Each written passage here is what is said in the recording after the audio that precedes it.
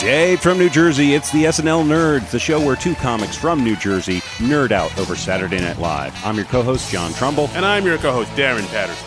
Darren! How you doing? John, how are you, Feels fella? like it's been forever since I've seen you. I haven't seen you since the war.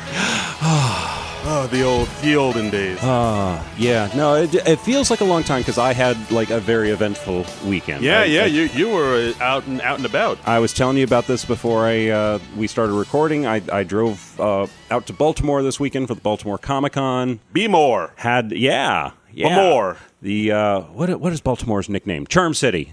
I went to Charm City. I thought they were called, wasn't it called like Murder Capital or something? I don't think they advertise that as much. No, I mean I was a big fan of Homicide: Life on the Street. So yeah, Gotcha. I do associate Baltimore with lots of murders. I thought they had to call it like Bulletmore, Murderland. Bulletmore, that's catchy. I could be wrong. I like that. I don't know. Somebody, Stringer Bell, holler at me and let me know what you call it. Let me know what it's actually called. But anyway, I went to the Baltimore Comic-Con, which I mentioned last week, and I had lots of fun there. Yeah, far out. How was it? It was cool. I moderated some panels. I met Jonathan Sheck from That Thing You Do, and which is one of my favorite movies, which I just found out you have not seen. I shamefully have not seen That Thing You Do. Yes. I am publicly shaming you on this. And as soon as I said that, you looked at me like your whole perception of me changed. I know you would love that movie. From what I know of your taste, I really think you would like that movie. Yeah, I don't want to oversell it, but yeah, I mean, I don't know why I just haven't seen it. I just saw the trailer. I was like, oh, that looks cute, and then I just never saw it.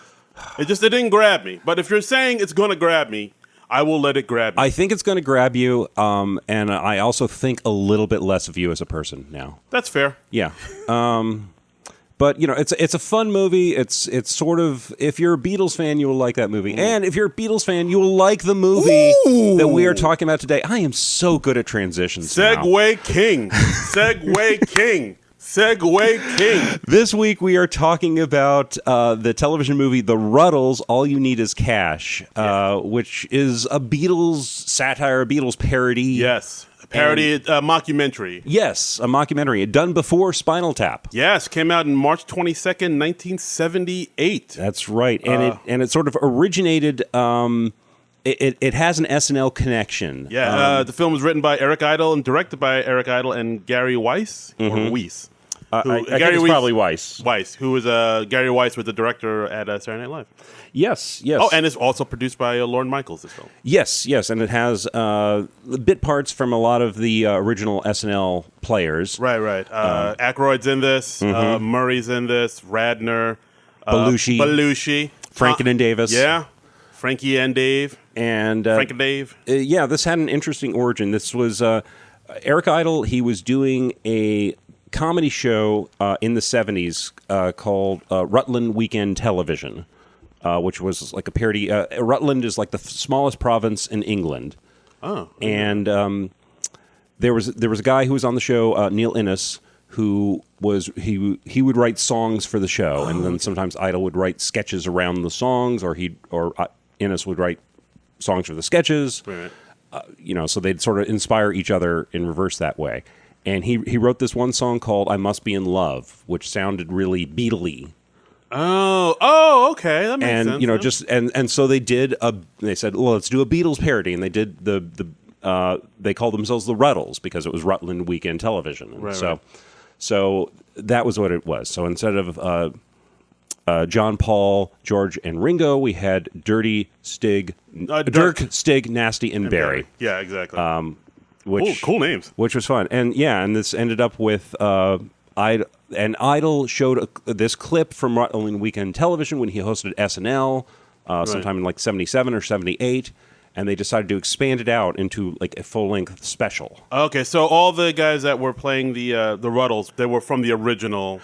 I watched the original clip this morning. I found it online, and it was mostly the same people. It was still Neil Innes as Nasty, the John Lennon type character. Right. We had let me get the cast list. Well, Eric Idle was Dirk, of course. He was Dirk in the final McCorkley. movie, but he was the George equivalent in the original Rutland Weekend television sketch.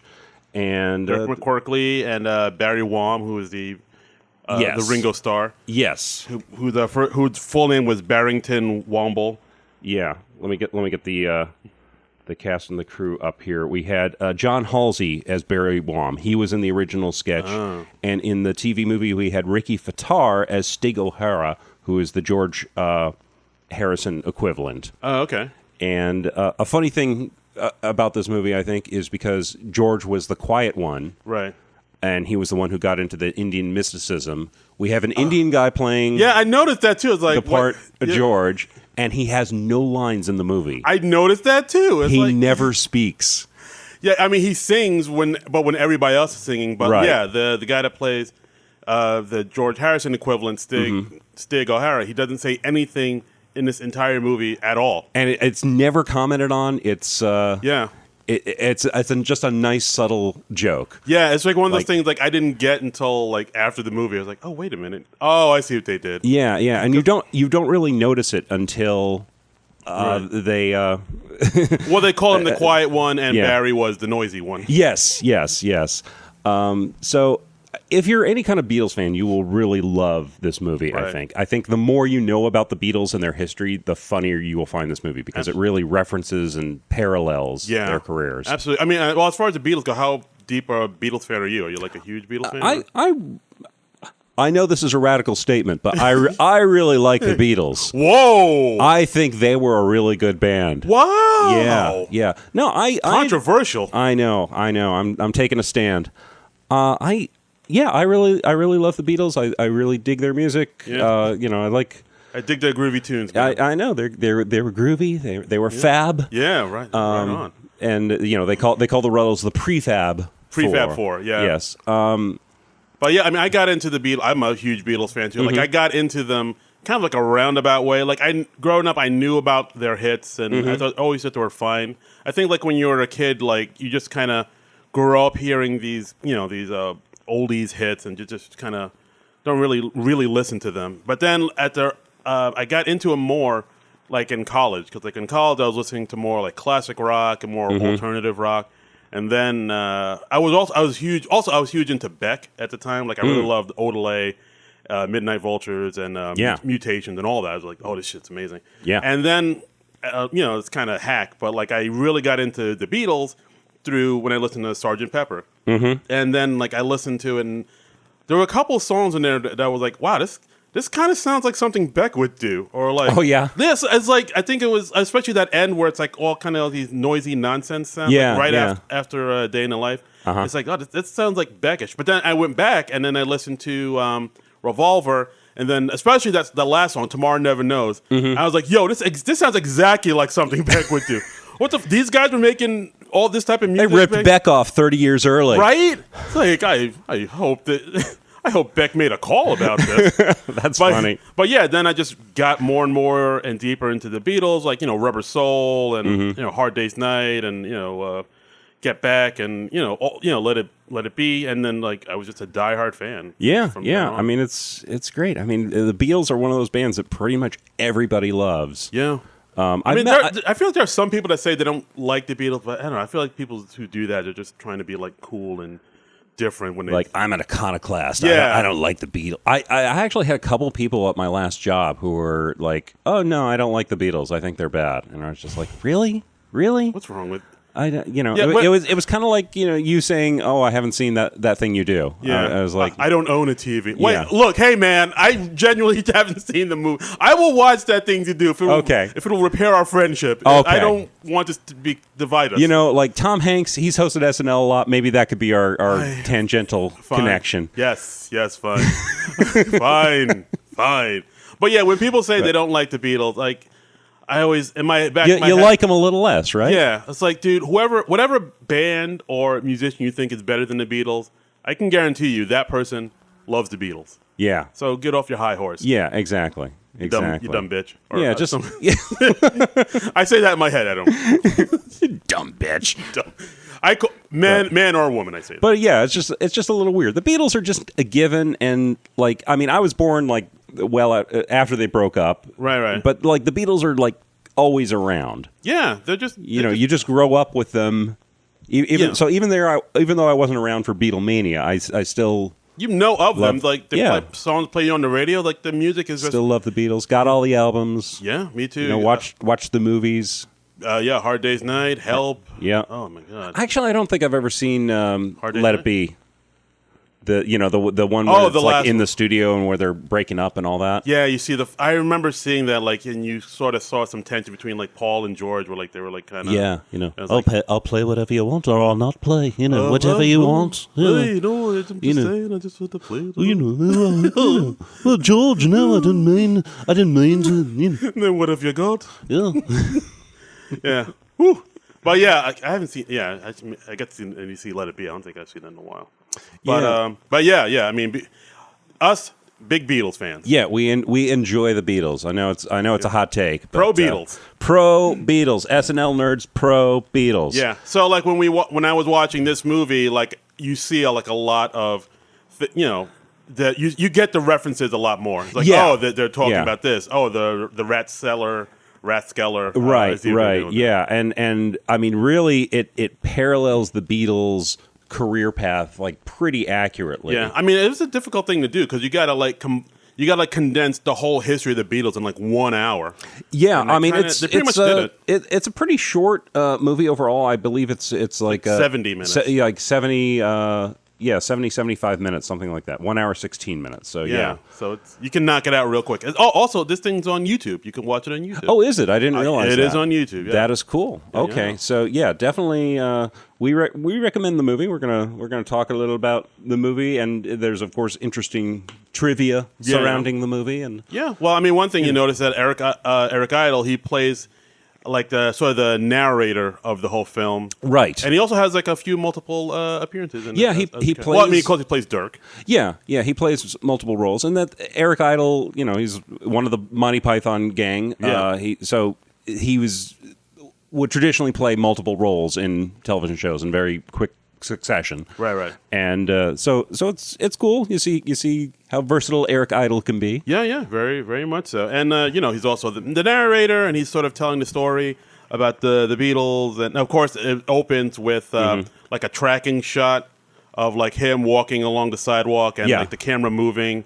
And he's talking about the Beatles, and then the camera moves a little bit faster and faster, and he has to like run to catch up to the camera until basically the camera is like on the back of a truck, and it just speeds away while he like runs after. It's leaving him far behind, and that was Eric Idle said like one of the initial gags that he came up with for this. He did that in the initial Rutles sketch on Rutland Weekend Television. Of course, he was like doing it down a British Street. They reshot it for the SNL special. So like a lot of stuff from that Rutles. It was just a quick thing. Like I watched the segment. And it was like a 9-minute segment, and it grew out of a sketch that they were doing about it was people who had come down with love as a sickness. And it was talking about them going into the hospital and being afflicted with love. And then from there it transitioned into the Neil Innes song "I Must Be in Love." I feel good. Yeah, I feel bad. I feel happy. I feel sad. Am I in love? I must be in love. Yeah, I tried to do that too. Like throughout the movie, trying to figure out what song they were parodying. Like I must be in love. It sounds like a bunch of different Beatles songs. Yeah, not just one. Interesting. Neil Innes, he wrote like a bunch of songs for this. I believe it was like 14 on the original soundtrack. Well, it was like a few songs that appeared in the special were not on the soundtrack originally, but they expanded it later. So now you have like 14 tracks on the soundtrack. But they all sound really Beatle-y, and they all sound, they're roughly parallel to certain points in the Beatles' careers. Right. Like when they perform for the Queen, they sing the song like "With a Girl Like You." That sounds a lot like "If I Fell in Love with You." Yeah, and of course, I mean, "Ouch," of course, is "Help." It's "Help," but they sound very close, and they duplicate the sound, but they're not like note for note parodies. It's not like a Weird Al thing, where it's just the same song with comedy lyrics. They sound close, but they're not. Right. But they're not explicitly parallel. Yeah, they switch it up just enough that if you didn't have like a really sensitive area, and there was actually a lawsuit concerning this. Yeah, they sent. This is interesting. They sent the songs for approval over to the Beatles. John Lennon, He loved the special so much he refused to return the videotape and soundtrack he was given for approval. But he told Neil Innes that the song "Get Up and Go" was too close to the Beatles' "Get Back," and to be careful not to be sued by ATV Music, who owned the Beatles catalog at the time. That's cool. Give him a heads up. And so that for that reason they didn't include "Get Up and Go" on the soundtrack, but it is on there now. But and that is probably the closest sounding one. That sounds really close to Get That does Back, sound I a think. lot like. But I also like another thing I liked about this movie. It's like as far as like wardrobe and looks go, they pretty much get it exact. Like with the when they did the rooftop performance on Get Up and Go, like they were wearing pretty much the exact same outfits that the Beatles wear on their their final live performance. I think they were in the same location, or they were at least in a location that looked very, very close to where the Beatles did the rooftop concert. Right. Which I think that was just at the top of the studio or something like that. Yeah, it was the top of Apple Studios, I believe, or the Abbey Road Studios, maybe. Or I believe so. Yeah, it was Abbey Road. Maybe. Okay, I think so. But instead of Abbey Road, they called it Shabby Road. Yeah, things like that. Yeah, there's wordplay throughout, and they do a nice job with duplicating the looks with the wigs and the wardrobe and all that. But yeah, it was good stuff. And I mean, you also have like a lot of Monty Python humor within this. Yeah, like one thing I noticed, like they talked about the fifth Beatle with a guy named Leppo. Yes, who's a friend of Nasty's from art college, and he's like the parallel to Stu Sutcliffe. Right. Who was the original bassist in the Beatles and then left early on. Right, and it said like Leppo, he couldn't play guitar, but he knew how to have a good time. And in Hamburg, that was more important. Yes. Like a lot of like quick little like Python-esque lines were littered throughout this movie. And the interesting thing is the fellow who plays Leppo, Ollie Halsall, he's identified as the fifth Rutle. He was the fellow who provided the singing voice for Eric Idle's character of Dirk McQuigley. Oh. Okay. So that was them giving him just a little cameo in the movie as like a little tip of the hat. Oh, nice. Everyone else does their own singing and playing. Oh, no. So the guy playing Stig and Barry, they're like musicians. They were actual musicians as well as actors. I had a feeling about that because I didn't recognize them from anything else. But like, and I looked them up on IMDb, and it just seemed that they were just musicians, and not actors at all. Yeah, and the fellows who were the Rutles, they got together later in the 90s. In 1996, they did an album called Archaeology, which was playing off the Beatles anthology. Oh. And they did some other Beatles-type songs and also some old Neil Innes songs that they gave like Beatles-esque treatments to. Okay. And that's interesting. I wouldn't say it's as essential as the original soundtrack album. Gotcha. It doesn't like parallel the Beatles stuff as closely. But, it's a fun bonus. Okay, I hear you. Oh, and another character that was in this movie, Leggy Mountbatten. Yes. Who I guess he was like their George Martin.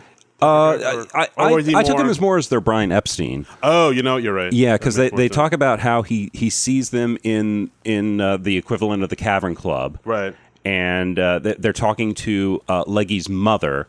And they're like, well, what did he like so much about the Rutles? What did he like their music? And she's like, oh, no, he hated their music. Well, what did he like about them? Well, they had very tight trousers. They were quite tight. They left nothing to the imagination. And it was, oh yes, I see. Okay. Yeah. And he's trying to move on quickly, and it's like, no, you could see everything. Yes. Okay. And later they're talking to another fellow about the Rutles, and they were like, well, I love the trousers, of course. Oh, Dick Jaws. Yes. I love the names used in this movie. Like, yeah. That actor did a really nice job, Dick Jaws. Dick Jaws. That's just a great name. It really is. Dick Jaws. It's just fun to say. Dick Jaws. And he's like, well, I love the trousers, of course. Of course, I've been in the garment industry, and I'd seen some inseams, and these were smashing. And it was just so much fun. That was an actor called Barry Cryer, according to IMDb. Right. He was really good. I believe he was like a British comedic actor. But Leggy Mountbatten also wrote a book called A Cellar Full of Goys. Yeah. And the real life Brian Epstein wrote a book called A Cellar Full of Boys. Talking about like the original Beatles and how he See that discovered them. That went right by me. Shit. It's like, yeah, you can go deep with this stuff, man. Yeah. Like George Harrison actually let Eric Idle see a lot of footage from a film project called The Long and Winding Road, right? Which was just like this documentary film project about the Beatles, and it eventually became the Beatles anthology, the right TV documentary that came out in like the 90s. But this was like in the mid to late 70s, so a lot of people hadn't seen this footage. Ooh. So he's actually parodying stuff that hasn't been seen by most of the general public. Yeah, that's so people are like, I don't know, I guess. I don't know. It was kind of funny. Speaking of George Harrison, I didn't even notice that he was in this movie until like the credits came on. Yeah. And I was like, wait, what? And then I rewound it back. I was like, oh yeah, of course yeah. It went right by me. George Harrison's in this film. Yeah, George Harrison has a fun cameo, and he's made up as another interviewer. Right. And he's made up as to look like an older guy. He's got a fake mustache, glasses, and grayed hair, right? Which the real life George Harrison did not have at that time. Right. And he's interviewing Michael Palin, who's also in this thing. Yes, ex-Python Michael Palin. Well, I guess he's still a Monty Python. Once you're in Python, you're in. You're in. That's right. You're a Python for life. Once you're a jet all the way. Yes. He appears like later in the movie, and also Ron Wood from the Rolling Stones shows up. As a punk rocker. Yeah, we have two Rolling Stones in this film because Mick Jagger gets interviewed throughout this whole thing. Mick Jagger is in this film getting interviewed about the Rutles, and he's obviously basically just talking about the Beatles with the names changed. Right. And Jagger has this grin on his face throughout the whole thing. Jagger is having the time of his life. He's in on the joke. Yeah. He's just like, oh, well, we're quite eager to have the Rutles write a song for us because they were known for the hit-making potential ability. And, and they sent us a song, and it was rubbish. Yeah, it was terrible. We never did it. We never recorded it. And Jagger is so funny in this movie. He gets a lot of play in this thing because they go back to him quite a bit. He's having a ball. I mean, it's just Jagger being Jagger. Mm-hmm. And also Paul Simon's in this thing too. He's one of the talking heads in this. Yeah, which I mean, he goes back with Lorne Michaels a long way. He's been a long time friend of his, and it gives it some verisimilitude where they're talking about the Rutles. What the fuck did you say? It's very believable because you have those real musicians talking about the fake musicians in the Rutles. Verisimilitude. I need a minute. Verisimilitude. I know that because of the Superman the movie. That's a long story, but I was like, you floored me with that. I never. I love that word. It's a fun word to say. Verisimilitude. All right. Well, somebody took their SATs. All right. Yeah. Fancy fella. But we also have Bianca Jagger in this, who is Mick Jagger's wife at the time, I believe. I'm not sure when exactly they were married. I remember more when Mick Jagger was married to Jerry Hall in the 80s. But she plays Dirk's wife, Martini. Oh yeah, I like this. And you see her. You see like sort of a romantic sequence between the two of them, and she seems more or less indifferent to Dirk. Yeah, that's a fun. I mean, because that's towards the end of the movie where they say. Mm-hmm. In March of 1969, things had gotten so bad within the group that Dirk and Nasty got married. Yes. Like two women, not to each other. Yes, yeah. And then they say Dirk married a French actress who spoke no English and precious little French. Yes, yes. It's like, again, like those little Python lines. And they have Nasty getting married to their Yoko Ono equivalent. Oh, yes, Chastity. Chastity.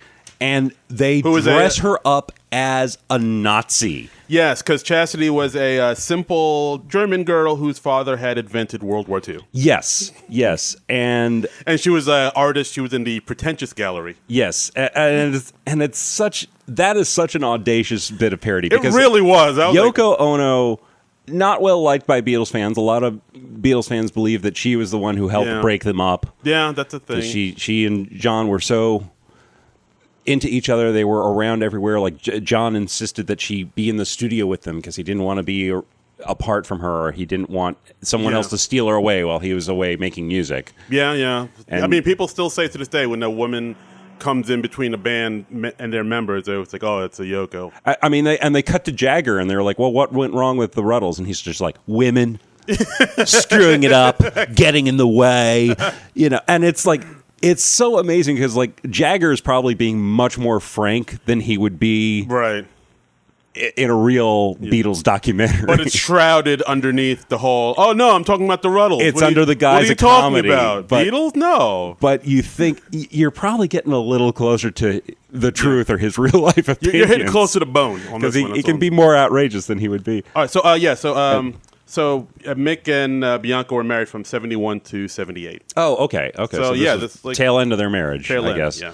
And the amazing thing is the woman who plays Chastity, Nasty's wife, the Nazi lady, although they never actually say she's a Nazi, but she's wearing Nazi. She's in an SS uniform and wearing a swastika. She basically looks like Hitler without the mustache. If it walks like a Nazi and talks like a Nazi, it's a Nazi. But the amazing thing is the woman who played Chastity was the same actress who played Leggy Mountbatten's mother, Mrs. Iris Mountbatten.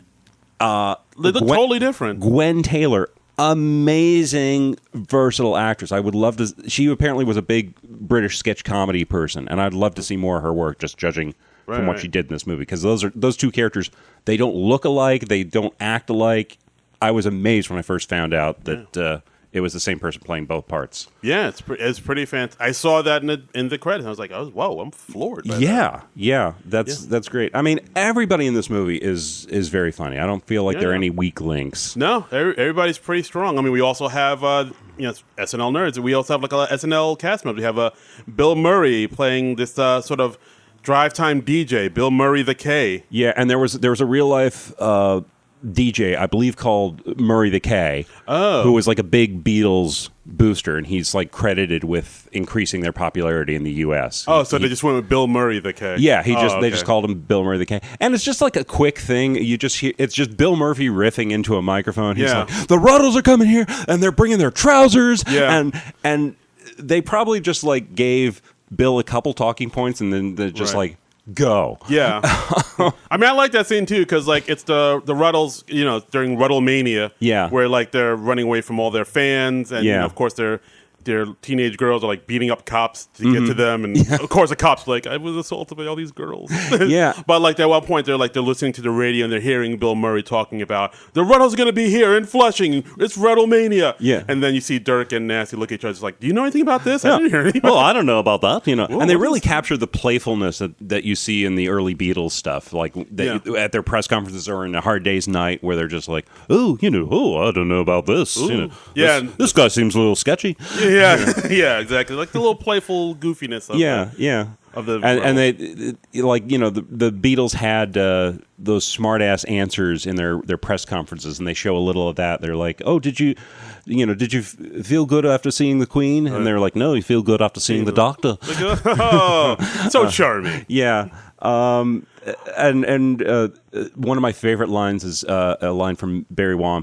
They ask like what he'd like to be later on. He's like, oh, I'd like to be a hairdresser or two. Yeah. I'd like to be two hairdressers. Yeah. And the little epilogue thing at the end, we see he's actually become a hairdresser. Yeah, he's found his calling. How about that? He's like has this big old blonde bouffant. And also Dan Aykroyd's in this too. He plays like a guy, Brian Thigh, who didn't sign the Beatles because he thought like bands were on their way out, and bands like that wouldn't make any more money. And Eric Idle interviewed him saying, oh, so what's it like being such an asshole? Yeah. He's like, what? Because there was like this record executive who infamously turned down the Beatles, and he said like guitar groups are on the way out. Yeah. And I mean, in hindsight, that looks pretty foolish. Womp womp. Just like, you could have had the Beatles. And you were like, no, I don't think anybody's going to like this. Sticking with this Turtles band, whoever that guy signed or whatever. Right. I mean, who knows? And of course, there's another scene where they try to find the origins of the Beatles. Mm-hmm. So they went to New Orleans to find out how expensive it is to make these documentaries. Yes. And so we went down to New Orleans to find out about the blues, which is black music played mainly by whites. I love that line so much. I mean, that's great. That's edgy. And they're talking to these old African-American character actors. Oh, yeah, like, Blind Lemon Pie. One of the blues. Yeah, and then he's like, oh, no, I was inspired to become a musician by the Rutles. Right. Oh, you didn't get into music until later? And he's like, no, you want to talk to Rotting Orange Peel. He's the guy. And then they talk to him, and he's like, "Oh yeah, I inspired everything about the Rutles." And then his wife is next to him, and she's just like, "You're lying! Stop your lying!" He's always like, I always says, every time they make a documentary about some white musicians, they always come here, and he always takes credit for it. Took credit for the Everly Brothers, took credit for Lawrence Welk. Yeah, and then Eric Idle's interviewer, he just goes, "Well, it seems like this was a totally wasted trip," and he just goes, "Still, it's pretty, isn't it?" Yeah, I like the opening scene of that where they said I'm standing here by the banks of the Mississippi, and he's by an actual bank, the First National Bank, and then you realize, oh wait, no, I probably meant to be in the other banks. Yeah, the interviewer is a fun character because he just keeps making all these weird errors or these. He's trying to clarify what he's talking about, and he's not doing a very good job of it. He goes off on weird tangents, and it spoke to me. I relate to it as you don't say. Yeah. But yeah, it was good. And also about the there was one part I also liked in the when they interviewed the Blind Lemon Pie, the old blues singer. He said, I worked for the railroad. I was influenced by the Rutles, so I went and became a musician, and I've been starving ever since. Yes. Just quick little lines like that. It's just very, very sharp writing throughout.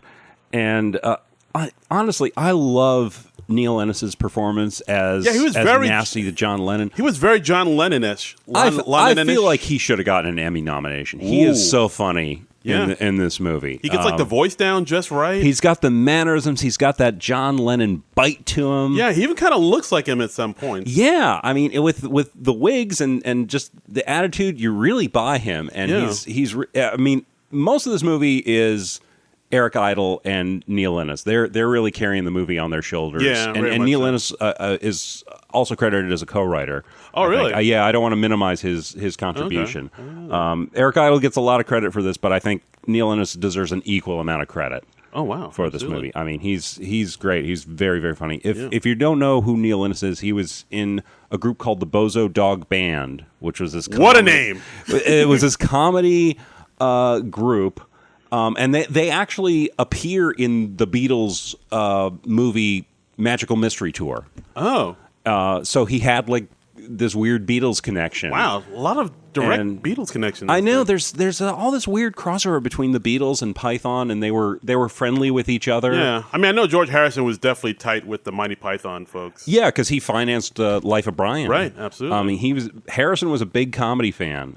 He was a pretty funny guy. He had a nice dry wit. Yeah, too. very much. So. I mean, like I said before, I am a huge Beatles fan. I think earlier I kind of. Because everybody said that they have their own guy, I'm a Lennon guy, I'm a whatever guy. I think I was a Paul McCartney guy, but as I got older, it's no, Harrison is my guy. Yeah, Harrison. I just like how he's just like you say, he has that dry sense of humor, and he was just very introspective, and there's something about Harrison. He was very thoughtful. I was no, that dude's my dude. I like them all. I think if I had to choose, I would probably be a John Lennon guy. Oh, yeah, because he's the rebellious one. He's the just rebel. Just like you. That's just like me. Just like me. I'm a loner, Daddy. I'm a rebel. You don't want to get mixed up with a guy like me. But he's. Yeah, Lennon's just fun because he's just got this great wit. I love watching him in A Hard Day's Night, where he's just got these little zingers. Yeah, and he just seemed like a witty guy. He might have been a bit of an ass in real life at times. I've heard some things. Yeah, things were third, but who among us hasn't been an ass at times? Yes, we've all had our ass moments. Yes, absolutely. We've all assed out. Yes. Huh? We actually also have Lorne Michaels in an acting role in this. He's a sleazy merchandiser. He's early on, probably 20 minutes in. He's this guy. He's we're gonna do all this Rutles merchandise, but he's not. That him. He's not quite as recognizable because it's young Lorne Michaels. Oh shit! I gotta go back. He's not the silver fox of today. Yeah, he's not that. He's all brown and shabby on top. Yeah. He's a little hippified still. Yeah, doesn't have the snow on the roof. Yeah, exactly. All right, I gotta go back. That totally went by me. That's a Lorne Michaels scene, baby. Whoa, and he's trying to convince Leggy Mountbatten about. We're going to do the Rutles pillowcases and stuff. Yeah. All you have to do is say, we got a deal. And Leggy just goes, we've got a deal? And he's like, great! Yes. I got to go back. And another line I like that's because they kind of recreated the Shea Stadium scene in from the Beatles, but in here they call it Che Stadium. Yeah, which of course is Che. Che, which of course was named after the Cuban guerrilla leader Che Stadium. Yes. And it's interesting because like certain sequences in the movie, they supplement with like real life Beatles footage. Like they have real life footage of the fans freaking out and stuff. And it really works because it makes the movie look like it's a higher budget production than it is. Yeah. It gives it a little more scope and all that. So the Beatles had to give them permission to use that footage, of course. Of course. And so did Apple. But it that's right. Apple. It really worked. Okay. It's good and it's a good use. And it must have been difficult to find like footage of screaming fans that didn't have any signs that said Beatles. Yeah, that's another thing I was thinking about too. Because like you'd have to because you can't really digitally take it out back then. It was a pre-CGI age. It was 1978, baby. That's right. Oh, nothing. I mean, I was like a year old when this came out.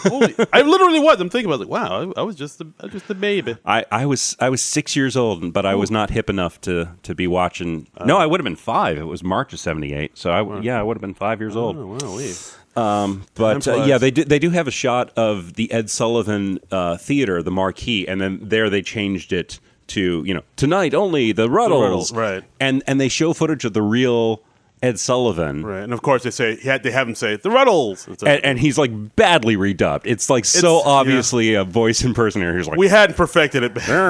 Well, tonight we have some these young lads, and we've never seen the fuss like them. Please welcome the Rutles. It's that bad, exactly. and the lips movement don't match, of course, but it works because it's just a few seconds, right? I mean, but they recreated the legendary Ed Sullivan performance pretty well. Like when they bounced around and they sung. Please hold my. I think the song was "Hold My Hand," which sounds a lot like "All My Lovin'." Yeah, and a little bit of like "Please, Please Me." Yeah. Like a lot of the songs, they sound almost like mashups between 2 or more Beatles songs. Yeah, and very much so. And like during the lawsuit that came about through whoever was holding the rights to the Beatles songs at the time, Neil Innes had to testify. He was like, "No, I didn't listen to any Beatles songs when I was composing these. I just like worked on my memories." Wow! Of the Beatles songs, and that was all from memory. Yeah, that's all the more impressive. I mean, I guess when you're a musician, you can pick stuff out like that. Yeah, like, we do this Beatles type lick, and I mean, I guess you have to have the ear for it. And that's probably a better way to do it because that probably ensured that he didn't get too close. Yeah. Oh, yeah, that makes sense. So you're not like totally copying off it. You're just I mean, he wasn't trying to do it note by note, but it was still like a judgment went down. Some of the song credits read like Lennon-McCartney Innes because they judged that some of them were like a little too close. Wow. So they're getting like the real life Beatles are getting chunks of those royalties from these parody songs. So they're getting money off of parodies of their songs. Yeah, that's amazing, right? That's bonkers. I wonder, does that work for like when like Weird Al Yankovic does a parody? I guess not. Well, he always gets permission from the artists. Oh, I see. I don't know how that works. I guess the original artist, because I mean he's using their music. Okay. Not the actual recording, but he's using their music, and I think in some cases he tries to get the original musicians to duplicate the sound as closely as possible. I guess. So I guess the original artist would get a chunk of that, but I'm not sure what all the legalities are. Huh. Interesting. Wow. I'm learning so much from this. The world of parody is very interesting. Weird Al just makes it look easy. At the comic convention this weekend, I got to meet a writer and artist I love, Ty Templeton. He's a great cartoonist. Check him out if you're not aware of him. And he and David Gerrold did this book. David Gerrold is a writer primarily known for science fiction. He wrote the Trouble with Tribbles episode of Star Trek. Ooh, and the two of them, they did a Dr. Seuss Star Trek mashup parody thing called "Oh, the Places You'll Boldly Go." Okay. So it's a Star Trek thing done in the style of Dr. Seuss. So it's told in verse and it's drawn in a Dr. Seuss type style, and they just nail the look. And there are all sorts of fun references to the original Star Trek in there. And they got sued by the Dr. Seuss estate. Whoa! All right. And they won the first case because the judge is like, it's parody. You're allowed to do parody, and the Seuss estate is appealing. But it's and it's a shame because they have this book. They got like a dozen copies printed, but they're not allowed to sell any until this is all sorted out. Until this is all sorted out. So it's just this big time suck and nuisance suit, and the Seuss people, of course, have like lots of lawyers and money, so they can drag this out. But lawyers, guns, and money. Yeah, the shit has hit the fan. Yeah, you got Warren Zevon. You got that reference. Love the Warren Zevon. Son of a wow, all right. Yeah. Well done, sir. I read a biography on Warren Zevon years ago, and you know that song, that lyric in "Excitable Boy," where he rubbed the pot roast all over his chest. Yeah, what that actually happened? That actually happened. That comes from a real Warren Zevon. Oh my God! Holiday. Somebody rubbed pork. I believe Warren did that at some point. Why did he do that? I don't remember the context, but I was just beauty like, regimen? That's real? That was, Warren had his problems. Who amongst us haven't rubbed beef on their chest? Yeah, no. Let he who has not rubbed. And if you're going to have a lyric from Excitable Boy be a real thing, that's the lyric, yeah. Because there's a lyric later on that is quite problematic. Yeah. Yes. It's been a while since I heard that song, but yeah, there's a lyric in there, and it's he took this girl out on a date, and then he raped her and he killed her and he took her home. Christ. Which I will admit, the very first time I heard that lyric in high school, I laughed hysterically because it was so dark and it was so over the top. You're part of the problem, Trumbull. I really am. Oh my God. I'm only partly proud of that, but damn, that struck me as funny the very first time I heard it. I gotta listen to that song again. I was like, oh shit. Yeah, that was probably one of the first bits of foreshadowing that I would someday become a comedian. That my sense of humor was that twisted in high school. Oh, that's hilarious. Like, oh boy. Well, just the absurdity of, he raped her and he killed her. That's not funny, but then he took her home.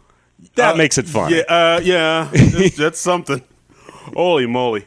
What a tangent! Where are we? What a tangent! Where are we with this now? Warren Zevon. We got Warren Zevon. We could do a whole episode about Warren Zevon now. I mean, if he has some SNL connection, we could. He's probably guested on SNL at some point. He must have at some point, right? He was on Late Night with David Letterman a lot. Letterman loved him. Yeah. Oh, yeah, I remember that. I remember when he was on, like, the final, when he was on, he knew he was dying. And, yeah. Those episodes are...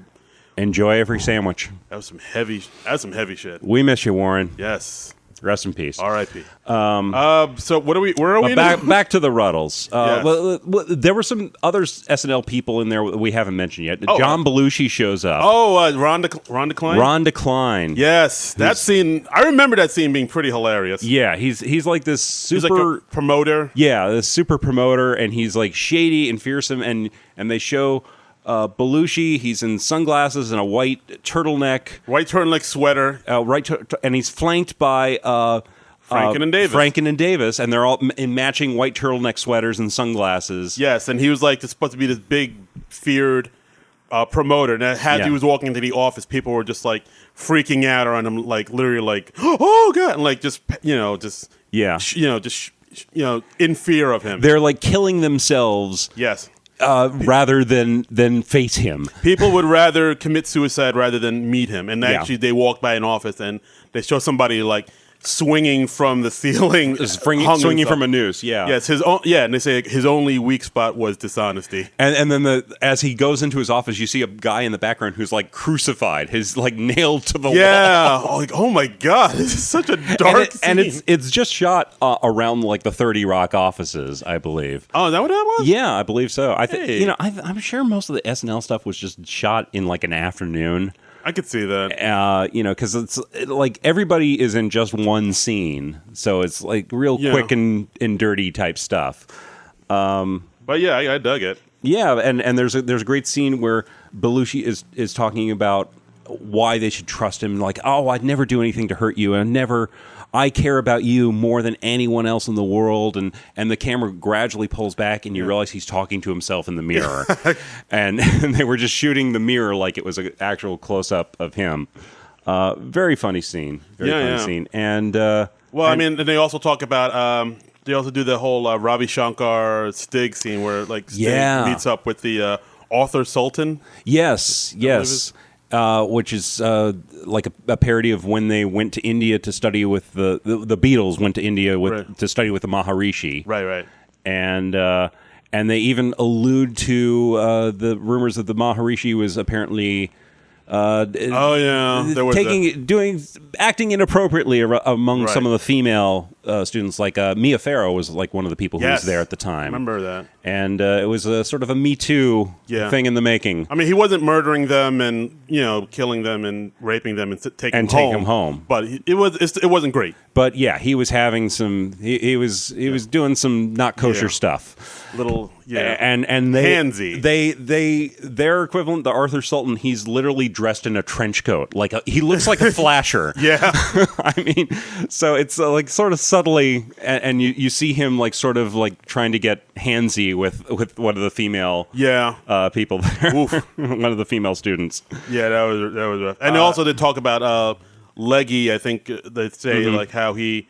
When he wasn't able to make friends, like I think 'cause he was on the downslide, and they say then at one point Leggy tragically took a teaching position in Australia. Yeah, which was of course their parallel with Brian Epstein's death, which happened when the Beatles were in India. Right. And they have an interview with the Rutles afterwards, and they're like, "How do you feel?" They're like, "Well, we're shocked." Yeah, we're shocked and stunned.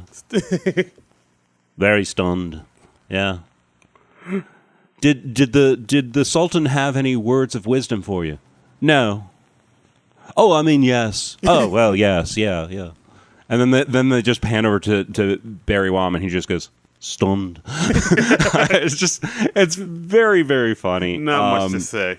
And it's a tricky thing because like here you have to find some equivalent for a real life person's real life death, and how do you make comedy out of that? Yeah, and it's tougher. Like there was a thing on the IMDb. It was talking about the real Beatles reactions to the movie, and like Paul McCartney disapproved at first. He relented. Oh, really? He relented when he found out that Eric Idle grew up near Liverpool. So he was like, "Oh, he's one of us. He can make fun of us. He's not like an outsider." Ringo Starr liked the happier scenes in the film, but he felt the scenes that mimicked the sadder times hit too close. So he's probably talking about the ending scenes when the breakup, Brian's death and the whole out of control stuff with Apple Core. And we talk about too Ruttle Core. And like they were their whole scene was like they wanted to give people money and whatever they wanted. Like sure enough, they were losing money because people were literally coming in and taking whatever they wanted. Right, and that's the scene we mentioned earlier with George Harrison and Michael Palin, where Harrison is interviewing Michael Palin, and he's like, "Oh no, there's no problems at all. It's just a little bit of pilfering. Yeah, we'll get this all under control soon." And in the background, they're hauling literally everything out of the office. People are just stealing everything, like typewriters, potted plants. So they walk out with a stuffed bear. And basically they say that they're losing money faster than the British government. Yes. And at the end, they literally steal the microphone out of George Harrison's hands. Yeah. And then also they talk about how like there was a Hell's squatting in the basement, and like how Stig had Stig got hurt because he had the audacity to ask him to leave. Yes. And that's when they show Ron Wood as like a biker guy. Yeah, he's like a punk rocker. Yeah. Which is it's kind of funny to see Ron, one of the Rolling Stones made up as a punker. Yeah, it's crazy. But yeah, so like not all the Beatles were, because I just assumed that all the Beatles have a great sense of humor. So I thought they were all cool with this. So well, I think they all eventually. I think they were all cool enough with it to allow it to be made. Okay. But I didn't know like Paul disapproved of it, and like John was okay with it from the start. Yeah. Well, Paul came around, and apparently his wife Linda always loved it. Oh, nice. So she probably maybe had some influence on Paul there, and he was like, "Well, I guess it's okay." Eric, he's from near Liverpool, so we can. We can do that. We can let him do that. That's all right. He's just having a bit of fun. And then what have you got? Yeah. And then what you gonna do? But apparently, so it sounds like Lennon and George Harrison were the ones who are most into it. I mean, Harrison to the point of making a cameo. Yeah. That's pretty exceptional. If you're in the thing, you got to be okay with it. You got a Beatle in your Beatles parody. It doesn't get much cooler than that, man. Exactly. And I also like how they had the the rumors that Stig died. Yeah, that was interesting because I mean Stig is their George Harrison equivalent, Right. and of course in real life it was Paul. Yeah, who had the rumors, and I wonder why they made that switch. I don't know, but they're saying like there was rumors of Stig dying in a flash fire in a waterbed factory. Yes, yes, and when you played one of their songs backwards, it says Stig has been dead for ages. Honestly, Yeah, and like the reason that rumor was able to play out is because Stig hasn't come out and said anything about it because Stig hasn't. He's the quiet one, so he hasn't said a word since 1966. Yes. So yeah, I was wrong earlier. They did comment on Stig never speaking. Yeah, so they did. I was wrong. I apologize, ladies and gentlemen. Boy. But other than that, they never commented on it. Yeah. Other than that, it's fine. Yeah. I But, went yeah. into Dennis Leary there. Yeah. Hey, babe. Yeah. Babe, yeah. you know, babe. Yeah. All right, chachi. Yeah. All right, cha. Well, that was Dennis Miller there. Yeah, right. Oh, you didn't, Dennis. I said Dennis Leary, and you said I don't know why I thought Dennis. You said we're Dennis. mixing up our sarcastic Wow. Dennises. Yeah, I know. We're the Dennis. We crossed Dennises. Yeah. You never want to cross Dennises. Don't cross the Dennises. That's a rookie move. Oof. Oh boy. But yeah, and then the movie goes on to their Let It Rot era, their Let It Be eras where they're just losing money. Then that's when they do the performance on the rooftop of Get Up and Go, which we mentioned. Sound a lot like Get and Back. and that's one of the scenes where like Innes looks eerily like John Lennon. Like really does. He's in the wig, he's in the brown fur coat, he's got the granny glasses. Yeah, and of course, then the performance ends in all the Beatles getting arrested. Yeah, because they're on a roof, much like Monty Python, The Holy Grail, where everybody gets arrested at the end. Kind of, yeah. Coincidence? Kind of. I don't know. I don't think the Beatles actually got arrested in real life, did they? Wasn't it just the cops asked them to stop? Or? Yeah, the cops. Yeah, because like they were up there, they didn't have a permit. Yeah, and like so the cops were like, "Yeah, I know you guys are the Beatles, but legally you can't do this so you got to shut it down." So the cops shut it down, and that was the last time all four of them ever performed together ever. Yeah, there was their last live concert. It was Yeah. like this little mini concert, and it was just like people on rooftops watching them, and like it was. And of course, I'm sure none of them knew that would be the last time they Yeah. played together in public. That's true. But speaking of the Beatles or the Rutles getting arrested, they parody the Beatles getting arrested for drug charges or in the middle '60s.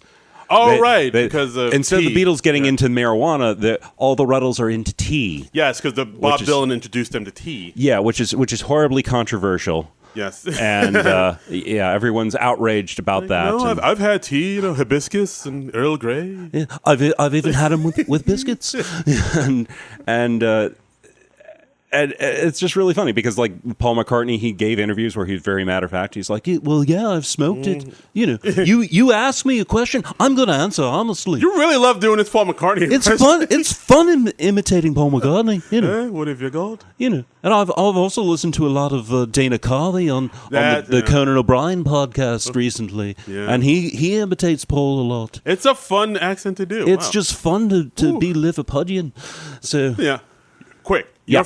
Do you prefer the McCartney accent to do or the Adam Sandler impression? I think Paul might be a little more fun, but so every once in a while you like to go into a little Adam Sandler, I mean, it's fun to do the Adam Sandler. But I mean, Adam Sandler's is gibberish. It is. It's just like ibba dabble dooba dabble. I mean, it's jazz. I don't do. Yeah, it's word jazz. It's skibbity bop beep. Yeah, how do you do? Bosey bop diddy bop. Yes, I ain't got nobody. What was I talking about? I was talking about I don't even know anymore. The Beatles, the Rutles, they get into tea. Yes. And at one point, Nasty claims that they're bigger than Rod. Yes. Instead of God. And everyone takes that as he's bigger than God. And then it turns out no, he was actually saying they're bigger than Rod Stewart. Right, because the interviewer was hard of hearing. Because the interviewer was hard of hearing, and Rod Stewart wouldn't be popular for another 8 years. Yeah. Which is just, of course, parody of John Lennon saying that, we're bigger than Jesus right now. Right, we're more popular than Jesus. And in the mid-'60s, he probably wasn't wrong. Yeah, it's one of those things but like back then, if you say, I mean, even now, if you say something like that, people will want to, burn you in effigy. It was literally record burnings. Yes, after John Lennon said that, and he had to come out with an apology. He was like, I didn't mean that we were bigger than or better than Jesus or any of that. I was or like just God of the thing. It's just like we're more well known than Jesus in pop culture. I guess he was referring to, but like it just got taken the wrong way, and people got all up in arms. They got in a tizzy. Yeah, they got their panties in a bunch. But, because they had all those Beatle burnings, I bet all those old Beatle records are a lot more valuable now. Because there are a lot less of them around. Yeah, that's very true. So I guess it helped in a way. That's right. That's right. Yeah. And, the thing that amazes me about this movie is they really made it at just the right time.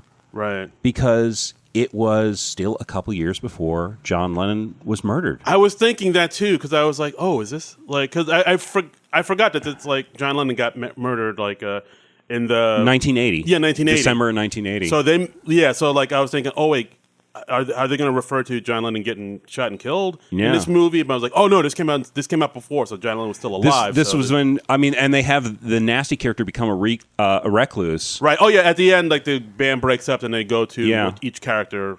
And I guess that was a parody of because John Lennon was still in his house husband phase at this point, where he like didn't make any music for like 5 years, I think it was. And he was just like, I'm going to be a husband to Yoko and a father to Sean. Right. Raise the kid and just enjoying living in New York City. Yeah, so they had like nasty like shunning the public, and he's like kind of wheeling away in a wheelchair for some reason. Yeah. And he's like kind of just like all like old manned out. And Barry, as we said, became a hairdresser. And Dirk becomes a punk rocker. Yeah, he formed a band called Punk Floyd. Yeah, and he has a giant safety pin through his head. Yeah. Not through his nose, through his actual head. I think he had the nose and the head. Oh yeah, he did. He did punk rock all the way. And he is hardcore. Started a band with his wife. He sings and she doesn't. Little shot at Linda there. Yeah, I'm surprised Linda was cool with that. It was like, what the fuck?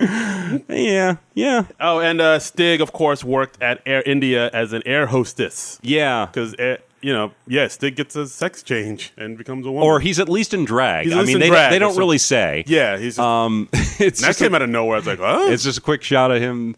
But I guess that's just a parody of how deep George Harrison went into all the Indian transcendentalism and the Indian sitar music and stuff like that. Yeah, and at the very end, we have another SNL character, Gilda Radner, comes and does an interview with Eric Idle's character. Yeah, that's a great scene. That's just a great comedy scene. You can just pull that out of the movie. It works beautifully. Yeah. So she was like a woman on the street, and he wants to interview her. At first, she's very reluctant, and then he gets very forceful, and then she kind of goes on this rant about like, oh yeah, of course I know who the Rutles are, and then it's pretty funny, it's pretty hilarious. It's great.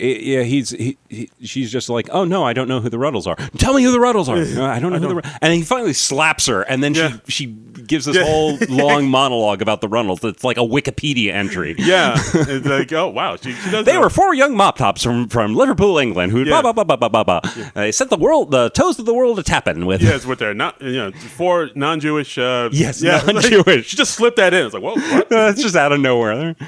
Because that was very important that they were not Jewish, apparently. Exactly. And at the end, of course, the interviewer, Eric Idle, he's on Shabby Road. Yeah. And like the camera pulls in, and it pulls in really close, and it seems like, the camera's like on a car, and of course the car kind of hits and runs into the interviewer, and at the very end of the interviews, in like bandages and his legs in a cast because he got run over by the he's car. Interviewing Mick Jagger from his hospital bed. Yeah, and I mean, obviously he's not, because like it seemed like the Mick Jagger stuff seemed like it was shot. Yeah, I mean, because a lot of times, like when you're doing in-person interviews with somebody, you only have like one camera person, so they'll like shoot the camera. They'll shoot the interview subject. You ever seen broadcast news? This is like a plot point in broadcast news. I'm going to rent broadcast news and that thing you do. All right, I'm going to do it. That's your homework assignment for this week.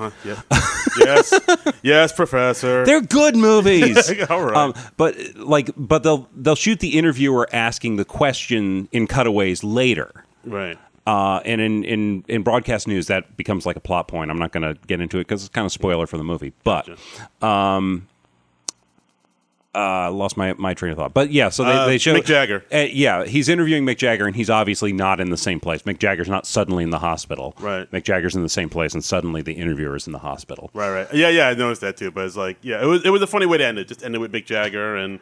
Do you think they'll ever get back together? I hope not. And then just boom, that's it. Then that's it. The end. That's it.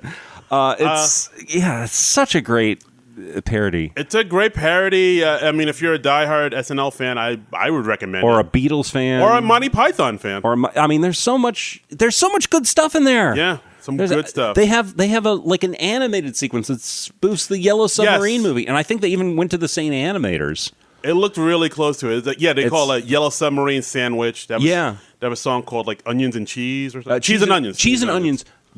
Here's an interesting bit of trivia about Cheese and Onions. On a Beatles bootleg, it was actually mistaken for a genuine John Lennon song. Wow. Yeah. It was that good. It was that good. Holy hell. So it was misidentified as like, oh, this is like a lost John Lennon song. No, it's not. It's the Rutles. It's the Rutles, damn you. You dumb twat. Or twat. I don't know. I forget that's what British people call it. I think it's twat. Twat? Twat. Or yeah. twat? I don't know. I don't think I've ever heard it pronounced twat. Twat. Or Pratt? What am I don't Pratt. know. Yes. Yeah, you're thinking of Pratt. If any of our British listeners are listening, call in. Let me know what I'm trying to say.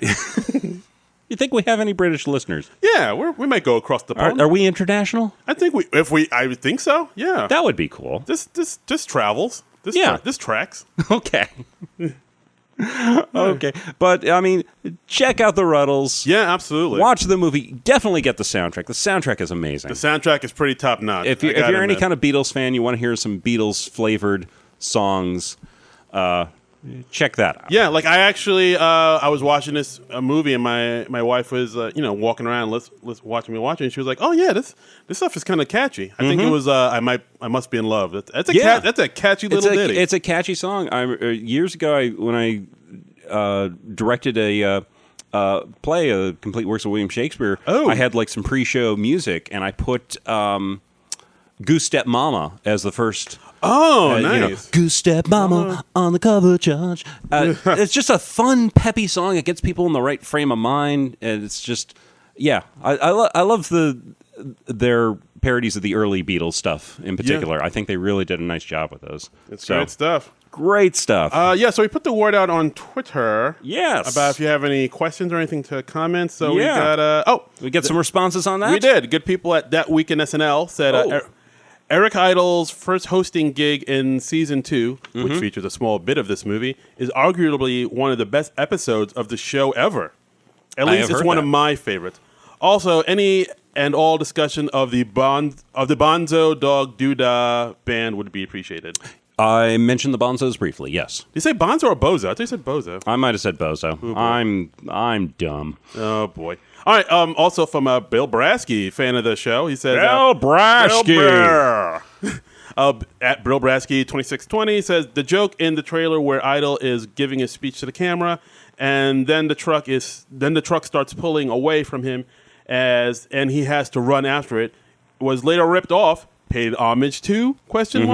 In Chris Rock's movie CB4, which is a mockumentary like the Rutles about rap music. Oh, that's interesting. Yeah. Now, okay, I've never seen CB4. Now you have to watch a movie. I know. But I'm sure we'll cover that at some point because it's, Chris Rock. Oh, yeah. Chris Elliott's in that movie, too. Yeah. I know that Chris Rock said, he wanted to make the Spinal Tap for rap music in that. Yeah, absolutely. Oh, yeah. It's been a while since I've seen CB4. I remember watching it, so it was all right. Yeah. Maybe I need to go back and, go re-appreciate it. Yeah, we'll see if that's a buried gem. Yeah, maybe. So, buried treasure. Yeah, we'll see. We'll do that. All right, we'll rediscover it. Yes. Also, our fan of the show, Ruby the Rube, says, only tangentially related, but remember that weird time they did the Dead Parrot sketch on SNL and the crowd was oddly silent? Yeah. Yeah, I do remember that, and that was weird. I remember that was in the late 90s because it was right after the TV ratings came in when they had the little rating, TV PG at the corner of the screen when they brought that in. It was sometime in the late 90s, I think. Yeah, and Michael Palin and John Cleese, they came on. They did the Parrot sketch pretty much word for word. Yeah, and it got no applause. It didn't get applause? I don't know. It didn't get laughs? It didn't get laughs or applause. Like, it got applause at the end, but there were no laughs. I think it was just weird. I think it was just like people were just so reverent, and they were like, the two of the Mighty Pythons are performing one of the classic sketches. We've got to catch every word. Yeah. I feel like it was probably that. I guess. But I don't who know. knows? I haven't watched that version in a long, long time. To me, it felt like if you saw like Leonard Skinner do Freebird and like no one cared or no one applauded. It's like, this is like a classic sketch. What's wrong with you people? You make me sick. So the parrot sketch is the Freebird of comedy. Freebird. Ah, see what I did there? Oh, hey, look at that little bird now. Connection. But and then somebody mentioned Cool Ranch for Life. Mentioned John Cleese said that the cast was mouthing the original skit backstage. I would probably do that too. Yeah. I mean, if the Pythons were performing that sketch in my presence, I would probably just be like, I'd have a heart attack. Too amazed to. Yeah, I'd grab my heart like Fred Sanford. Yeah, I mean, because the Pythons, they're comedy gods at this point. Agreed. I would love to see like somebody was bringing this up. I was listening to a slightly older episode of SNL After Party. They were going. It was their pre-season 45 episode, and one of the guys was saying like, we should have one of the Pythons host the show again before, while they're still around. Right. Like have John Cleese host the show, or that was like what they called their pie in the sky idea. Yeah. But I was like, that would be so much fun. Yeah. Why don't they have? It just seems to have like. I mean, now they have like people that draw in a younger audience, and like now it's like, I don't know if people are going to know who Eric Idle is, and it's like, yeah. I mean, it's too bad. Like Eric Idle was one of those folks who came on the show a lot in the early days, in the early years, and it's like, young people ruin everything. That was a lot of fun. But yeah, then also, wow, a lot of people can commented on. Oh, good! My goodness. The Quiz Monster said, yeah, that was unfortunate. They even had a hilarious new line to the rant. His metabolic process are a matter of interest only to historians, which I like that line. That's a great line. I mean, that's a classic sketch. Yeah. That came out of, I believe it was Michael Palin trying to return a used car. Oh, right. And it was like no matter what he would say, the salesman had an answer. It was like, well, the door flew off when I went over 20 miles an hour. And he's like, well, they do that, don't they? And I mean, that could have been a funny comedy sketch in its own. But the genius of the Pythons is they made it into something even more absurd. Yeah. And it's like returning a dead parrot. That's just inherently funny. Yeah, like why would you return it? Just it's insane. Wow. Well, it was sold to him as a dead parrot. Yeah. So obviously it's want my money back. Yeah. Come on. And Rubio went on to say, apparently the audience wasn't laughing because they were all mouthing along to the lines for some reason. I doubt it, but I'm going to assume it's true so I can feel better. Well, like they did that in when the Pythons were doing like live touring sometime in the 70s. Right. They weren't getting the laughs that they were expecting. Oh. And they looked out at the audience like through like a hole in the curtain or something like that, and they saw like people mouthing the lines. Interesting. It was like they were at a rock concert and singing along with their favorite song. Oh. Like that's what the Pythons were by that point. Wowee. So they were like rock stars of comedy, man. Again, Quiz Monster. Wow, this is weird. Quiz Monster says that would happen at a live Python show where the whole audience was there for Python, not SNL's greater NYC area crowd. The sketch was pretty late in the evening. Maybe they were tired or the musical guests had blown them away. Then Dennis Perrin goes on to say they should have done Cheese Shop instead. Then Jack Wilson said, or Spam. Spam. Those are both good sketches. I think I like the parrot sketch better. Parrot sketch is pretty legit. Let's see what else. But Cheese Shop is good. Yeah, and also Casey Killingsworth said this movie is one of my favorite comedic parodies of anything ever. Screaming into the void said in all caps, what is your general opinion of Monty Python and the times they guested on SNL? JSMS. I don't know what that. Yeah, I retweeted that and I just said we're for them. Yes. Yeah. I'm all for it. We're for them. Anything and all things Python, I'm for. I enjoy the Pythons. What's your favorite Python movie? Ooh, shit. For me, it's probably Holy Grail, but Life of Brian is really good too. That's only grown on me over the years. I gotta see Life of Brian again. I gotta see Meaning of Life again. I haven't seen him in a while, but I would say Meaning of Life is a mixed bag. It doesn't work as well as Really? it should. Yeah, there's good stuff in it, but it doesn't. It's not the stone classic that those first two are. I mean, I know, and now for something completely different, just a collection of sketches. Yeah, they reshot sketches that they'd done on the show. Yeah, I don't think they work quite as well. Yeah, I think the show versions are generally better. I mean, I guess for a movie, I would have to go Holy Grail, just because the way they started it was interesting. Like the way they had all the credits in the beginning of the movie. Yeah. And then they had that little kind of running gag of the moose. The subtitles. Yeah, the subtitles. Oh, mind you, a moose bite can be quite. Yeah.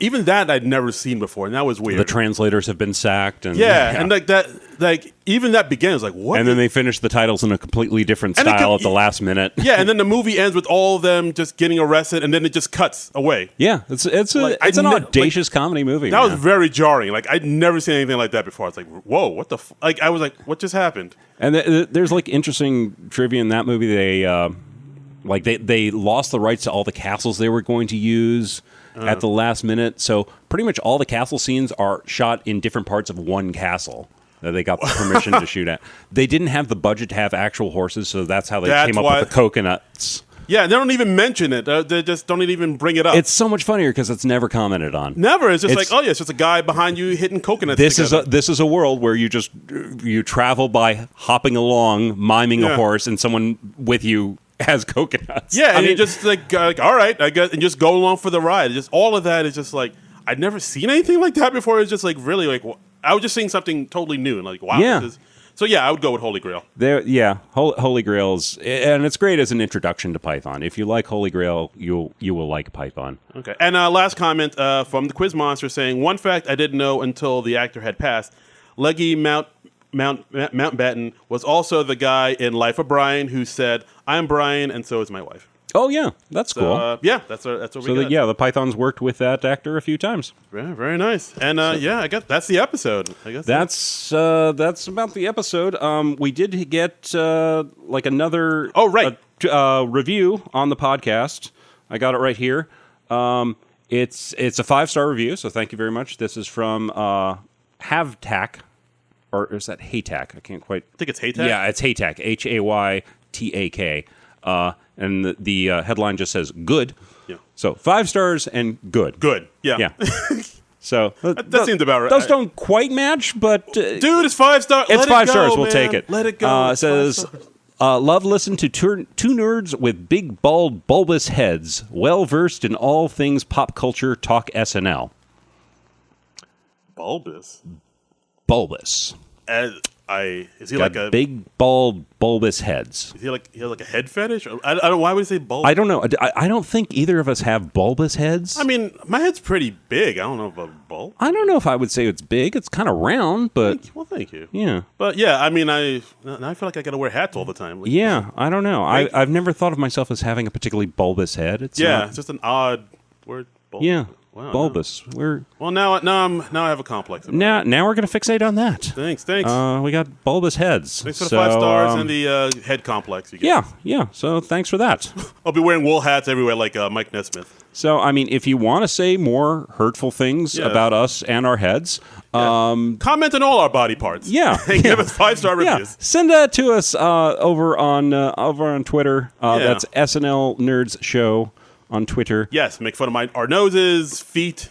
Yeah. 100 film of feet. Yeah. And also there was a cool thing that happened since our last show.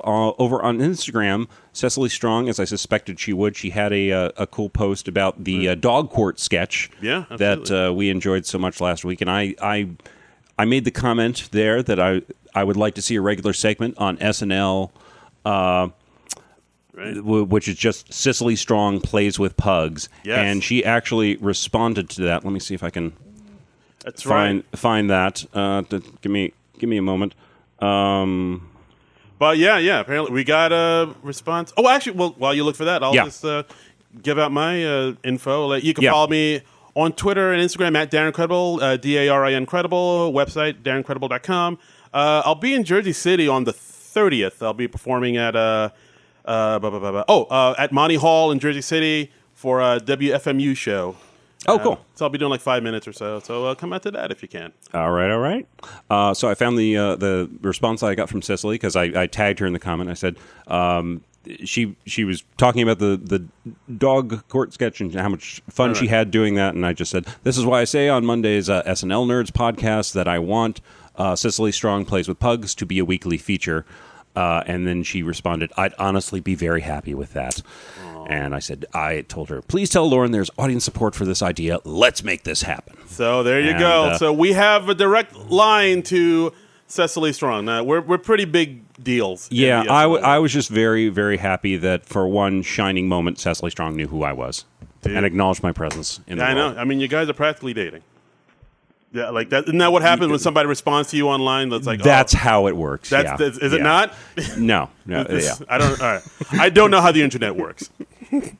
But no, it's always fun. You're always like, hey, cool, this person responded. Yeah, that is pretty neat. It's a neat little fun charge. Yeah. Did I give my Twitter? I didn't give my Twitter. No, you did not. You can respond, or you can find me on Twitter at Trumbull Comic. Yes. And that's let's see. We should mention the Patreon, non-pro. Yes, Patreon at non-productive. Non-productive. Non-productive.com. Give us money, please, for more of this kick-ass content. You can listen to other shows on the Non-Productive Network. We got a whole heap of them. We got books about Near Mint and the Honeymooners podcast. Yeah. Shows about comic books and all types of geeky nerdery. Yes. Check out the other shows in our network. They're fun. Yeah, and next episode we're going to talk about the episode that comes on the 26th with Chance the Rapper, musical guesting and guest hosting. Ooh. Yeah, I think this is like the second or third time he's been on the show. So he's been on as a musical guest before, but yes, he has. I think, but never hosted. I think he hosted. Did he host? Huh. Well, now we got to look this up. That's something we should know. Okay. That's something I should have looked up on before I got here and did not. Well, you know what? We'll figure this out before next week. Out. And we'll get into that then because we're running a little long already. So really? Until next week, nerds out.